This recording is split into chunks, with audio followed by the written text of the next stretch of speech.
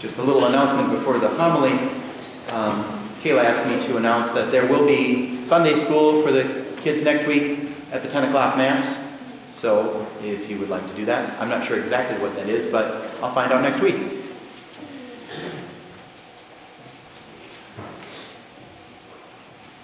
What is it that the heart needs to know?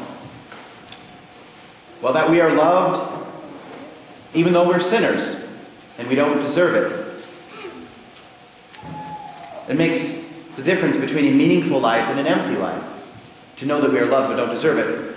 A perfect example I ran across was in 2008, there was a high school football game in Texas that was a little different because it was between Gainesville State School and the Grapevine Faith Christian School. Grapevine Faith was a private Christian school, and the Gainesville State High School was a high school prison, a maximum security state correctional facility for almost 300 high schoolers. And in the end, Gainesville State lost to Grapevine Faith High School 33-14 and finished their season 0-9. But since that game, the high school hasn't been the same. One of the teachers pointed it very concisely after the game, and he said in a newspaper article, "The culture's just switched." Why? Because how the Grapevine Faith Christian High School hosted the players from the prison. They treated them like people, not like hopeless outcasts. Now, first thing they did, the students, fans of the Grapevine Faith High School, formed a 40-yard spirit line for the Gainesville players to run through at the start of the game. Then, half of the fans from Grapevine sat behind the Gainesville sidelines and cheered on the other team, both in number and in name. In other words, they knew the names of the guys playing. They did that throughout the game. And Grapevine Faith High School loaned the Gainesville State School their cheerleaders. Now, Gainesville lost, but they ended up scoring as many touchdowns in that game as they had all season. 2. But the Gainesville State High School is a different place now.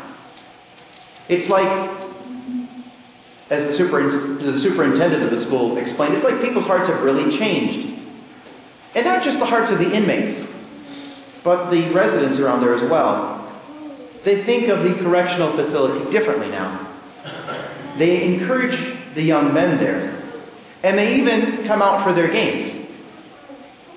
All of this because a group of followers of Christ decided to follow Christ's example and touch the leper instead of standing from afar away.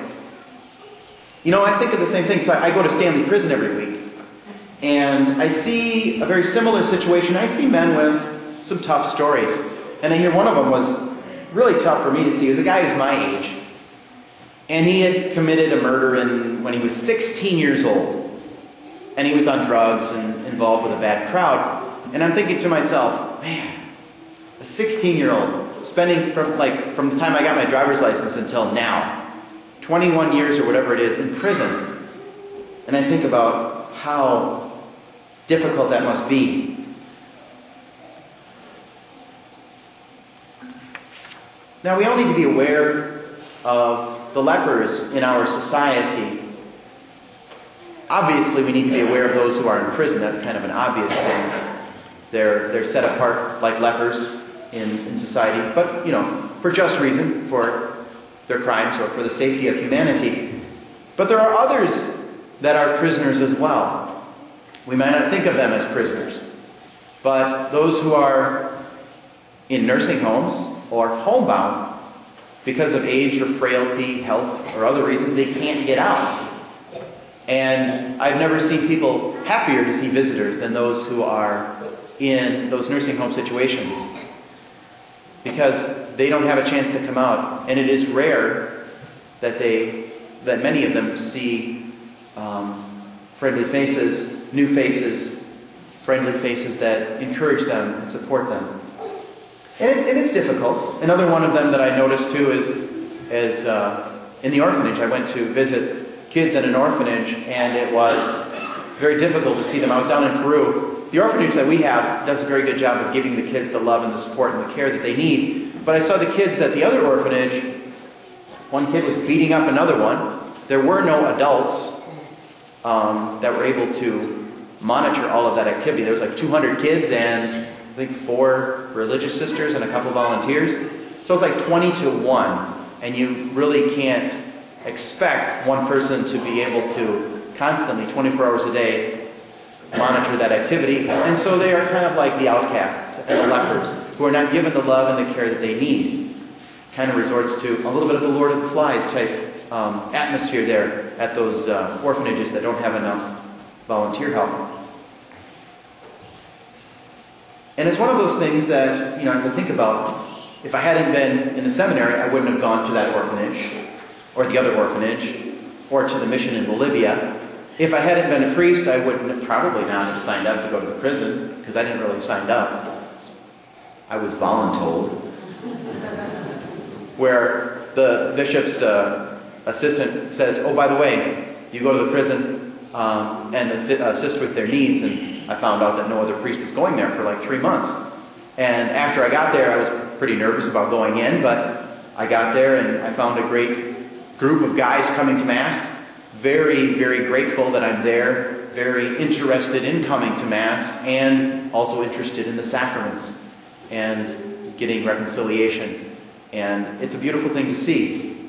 The fruit that comes from that situation, the difficulty that they're in as they are in prison, but also to see how grateful they are that someone reaches out to them to minister to them in their need, especially their spiritual needs. And there are things that we can do that can make a difference in people's lives. We can sign up. I know anybody who's an adult who passes inspection, whatever protocol they have at the prison, can go there and visit. And it'd be nice, if I had people to go along with me to visit with the prisoners, to help out with Mass. And also other things we can do is help out at the diocesan orphanage. I know this summer I'll be taking a group of 15. Again, this will be my 11th trip down there.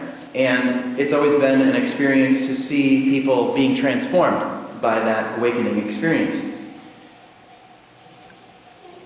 We're always also looking for ways that we can help. I know a lot of people have asked me, said, how can I help with the mission? Well, some people say, well, I could donate stuff. And we always do what we can to take as many suitcases as we can. We're allowed 2, so we usually fill up 1 or 2 with donations, and I usually take all my clothes in a carry-on bag, and then I can take 2 suitcases full of donations and take them down there.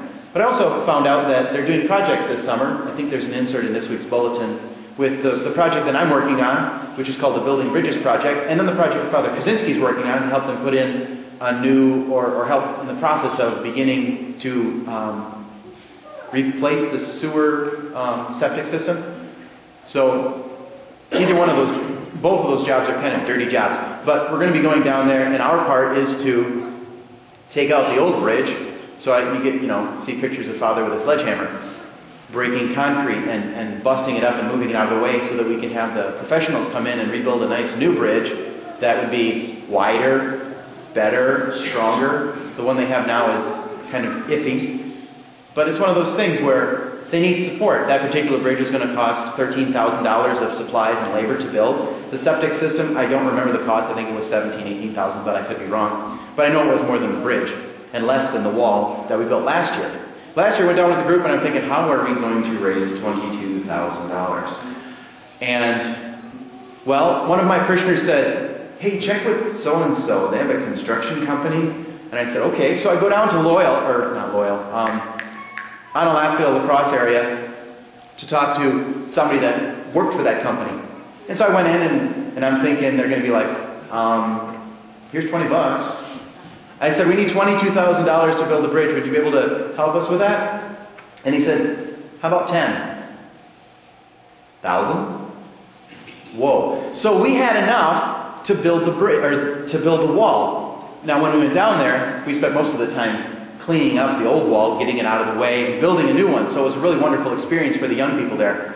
We were sore, but we were pleased to be able to do that, and they sent pictures back to us for a few weeks after we got done. They were able to finish off the wall with the people who worked there. And so we got to see pictures of the work that we had begun, and to know that all that was possible through the wonderful support of some awesome supporters. So, one of the things that I'm asking for is support from the parish to help out with these missions, either with the bridge, or if somebody wants to donate money for a new septic system for the orphanage. They're always in need of these things. They don't really have any source of income, but it is our diocesan orphanage. And it's a beautiful thing that we have that, because it takes those kids who are the lepers of today, out on the street, outcasts who have no place to live, gives them a home, gives them a place to belong, and gives them family and love. That's what the orphanage program does.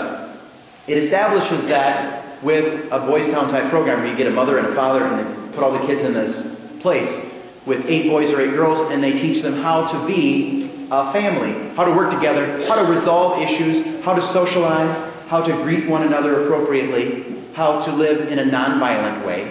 And it teaches them all of those skills that they need for life.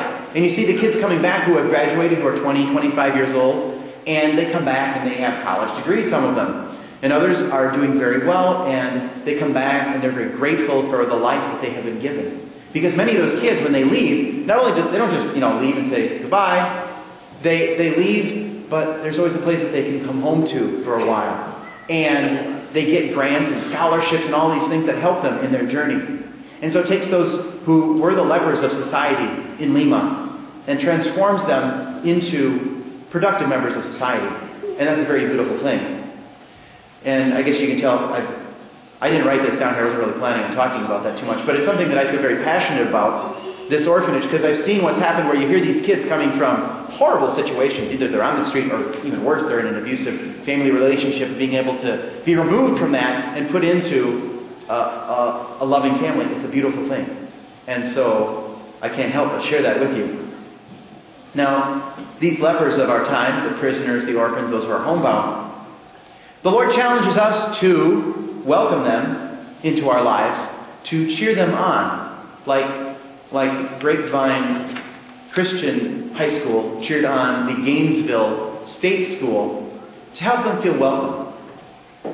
And so our challenge today, my challenge to you is, what is God calling you to do to welcome those in our society who are like lepers? What is God calling you to do to invite those who are outcast? And prayerfully consider what God is calling you to do. The Lord calls every one of us to be a witness for Christ. But ask that question. Simply, what is God calling me to do? And then do it.